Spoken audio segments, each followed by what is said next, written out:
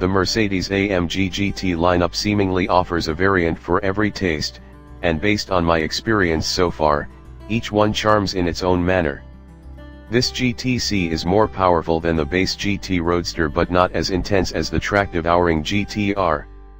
The Roadster's power top lowers in just 11 seconds while driving at up to 31 miles per hour. As someone who loves fast cars and convertibles in equal measure, well, it was hard for me to say no. Just as the first chilly mornings announced the onset of winter, spending a few days top-down in this GTC was one final top-down treat for the year.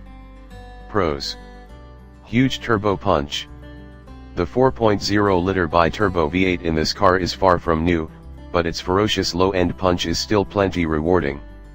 As in all its many applications, the V8 develops massive torque almost straight off idle 502 pound-feet from 1,900 RPM, in this case, and pulls steadily right through its rev range.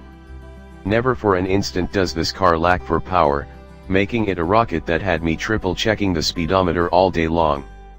Go topless in all weather. With temperatures plunging, I'm glad that Mercedes offers the toastiest top-down conveyances around. In addition to heated seats, the GTC Roadster benefits from the wonderful, and aptly named, air scarf function that blasts warm air on one's neck. It makes top-down motoring feasible in far more varied conditions. The only way the GTC Roadster could be better suited to grey November days? A heated steering wheel, which is unfortunately not offered. Lovely materials throughout. Layout aside, see below, the material choices inside this GTC are beyond reproach. Every switch and knob moves with a precise action, and everything you touch, from leather to plastic to carbon fiber, rewards with a delightful feel. Cons: awkward interior arrangement. The layout of the AMG GT's cabin has never appealed to me, and this C Roadster does nothing to change that layout. The dainty electronic shifter is positioned so far back I must contort my right arm to select drive.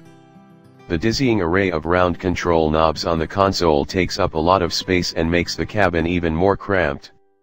And with a low, set back seating position, it takes some guesswork to locate the end of the car's long hood. Twitchy rear wheel steering. Rear wheel steering helps reduce a car's turning radius at low speed while making it more stable at high speeds, both of which are virtues. But in the GTC, aggressive rear wheel steering and surprisingly light power steering make the car nervous in urban driving, steer a little bit, and the car pivots more than I expect. It takes quite a few miles at the helm before the knife-edge turn-in feels natural. Road noise. The convertible top does an admirable job of keeping wind noise at bay even at freeway speeds, but that only serves to highlight another source of sound: the tires. Abundant rumbling from the rear tires is present top up or down. Fortunately there's a powerful Burmester sound system, a $4,500 option, with which to drown out the roar.